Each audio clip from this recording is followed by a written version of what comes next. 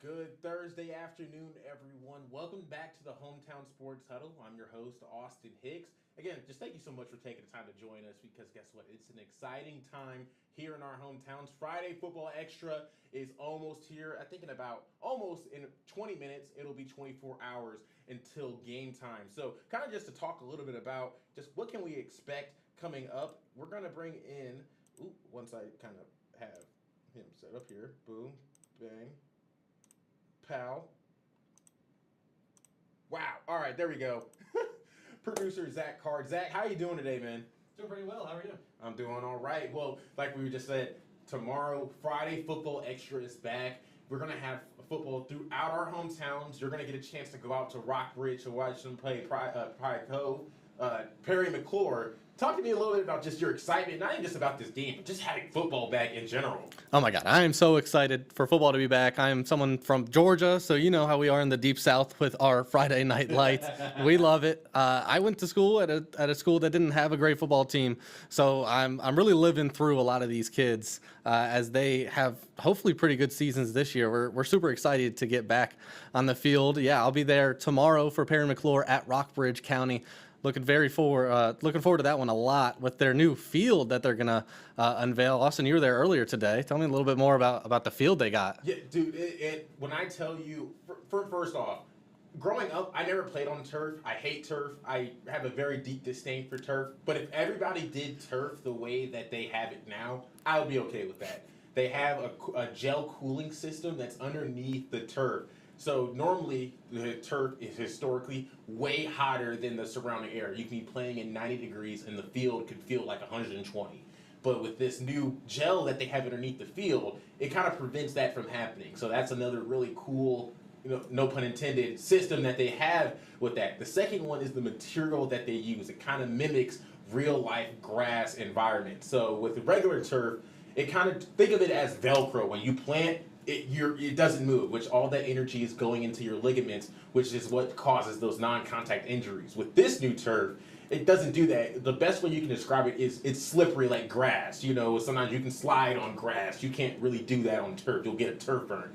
So it's going to hopefully prevent those non-contact injuries, which makes it so much safer than your average every run-of-the-mill turf. So it's super excited. I'll have the full story behind that tonight at 11, so you guys will definitely want to tune into that. But kind of just leading into these games, you to mention the game. One of the games we're going to be covering is Rockbridge County versus Perry McClure. So we're just going to pull up this graphic here just to talk a little bit about just some of the games that we're going to be seeing. So Rustburg versus Lord Botetourt. Lord Botetourt last week, they started the season against Rye Cove, which was the Class 1 runner-up. They lost that game, but they're looking to bounce back against Rustburg. You got Hidden Valley and Staunton River, Floyd County versus Narrows, Glenver versus LCA, Giles versus Blacksburg. But the one on here that I really want to talk about is Salem versus EC Glass. This has been a matchup that happens every year. It is a physical matchup between both programs. It's that old school smash mouth football, and I would not expect anything less from this season. So, and also with Salem last year, they had kind of a down year with injuries. They had a lot of injuries last year. Their starting quarterback was hurt, and that's one of the things that they had to deal with. EC Glass lost their running back in this game last year. So this year it's going to be exciting. So I don't know. You were not here during last season, were you? To kind of. No, I came in halfway through last year. Gotcha. Well, Salem and EC Glass, those are both really perennial teams out here. So it's really exciting. I know, I feel like you've gotten the chance to do a little bit of research on them. So kind of talk to me a little bit about a little bit of your thoughts on this matchup. Yeah, certainly some down years last year for both of these teams. Salem 5-5, EC Glass 5-6 on the year. So they're really going to look to make some momentum out of this game and use it for the rest of the coach, as you say, to kind of get back to where they're used to being at kind of the top of the mountain. But Salem had a decent region schedule last year, went 5-1. So after a couple early losses in their year, they were able to bounce back. So this year they're hoping that winning way starts a little bit earlier. As for EC Glass, a little bit different. Went 4-3 in the region last year in the Seminole region. That's best for fourth. They did come out with the win against Salem, but then followed up with a couple straight losses, 3 in a row after that. So whoever comes out of this one on top is going to look to make that momentum last a little bit longer into the season. Yeah, it's going to be an exciting one, and it's going to be playing at City Stadium over there in Lynchburg. That place, Zach, when you get the chance to actually go to a game out there, it is it's so cool the setup of it. It's so much history there because it's been there for decades. You see they have like the walks because EC Glass shares that with Heritage High School, which is basically right down the street. You can see the history from both of the schools. That place is really, especially for a season opener, that place is going to be packed. So it's going to be a good one. So we're going to go on to some of these other teams that we're going to be covering as well because there's going to be 12 total games that we're going to showcase tomorrow on Friday Football Extra. With these ones, out of these games right here, the one that I kind of marked on my calendar is William Fleming versus Verina.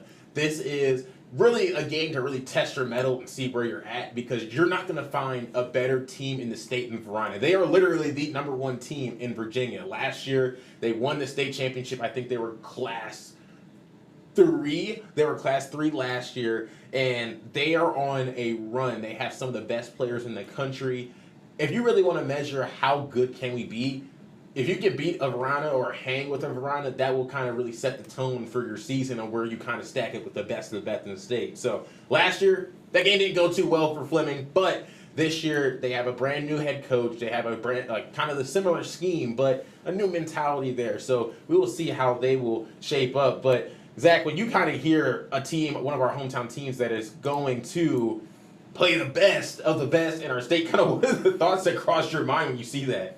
Oof, a little bit, but also excited. I came in a little bit in the last half of the football season last year, so I did get to see Verina's run through the state playoffs. They dominated everybody that they played, even put up a shutout in that state championship game against Loudoun County. So yeah, this team is really gonna be a test for William Fleming, and it'll be really interesting to see how they do this year.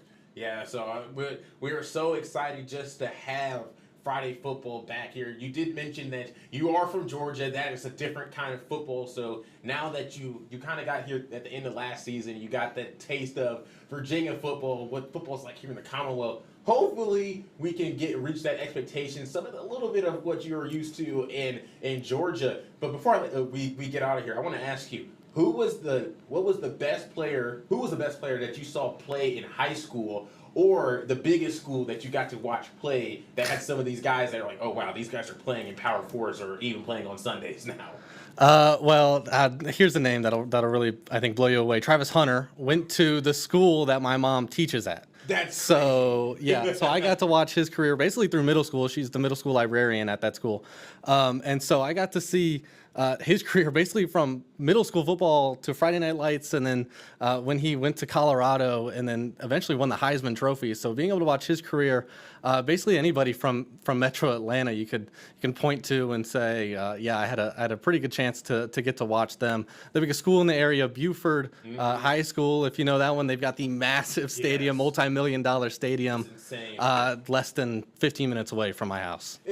Kind of on both of those pieces, it's really crazy because, Travis Hunter, what was it, Collins Hill? Yeah. Collins Hill, one of my high school teammates played with him as well, and then he was just talking about how he's one of the just most humble guys that you'll meet. It's just he's a character. He is funny.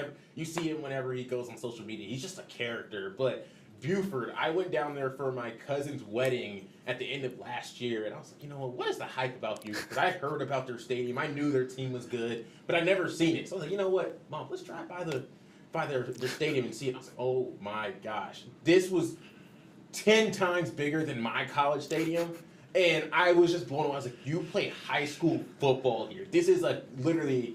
This could be a university stadium with how nice it is. So we do call it the University of Buford. You know what? That makes sense. When you look at it, that really makes sense. And I guess that goes to show that it's kind of levels to this football in the country. Obviously you have Texas, you have Georgia, Florida, California. So there are levels to it. But as a sense of pride as a person who played football here in Virginia, who's from Virginia, I think, are we on the level of Georgia and Texas and California? No. But we're not too far step down. We're not too far down below that. Yeah, real close. Yeah, we don't have the multi-million-dollar stadiums, but we do have the athletes here. We have quality over quantity, I would say. So the athletes, the culture, the passion. You guys got Exactly. it. Do we have the intangibles here? We have the things that you can't coach, the really the grit, the grind to it. So, but we'll be able to showcase all that tomorrow night on Friday Football Extra. Kickoff is for all these games will be at 7, but we will have all the highlights tomorrow at 11:12.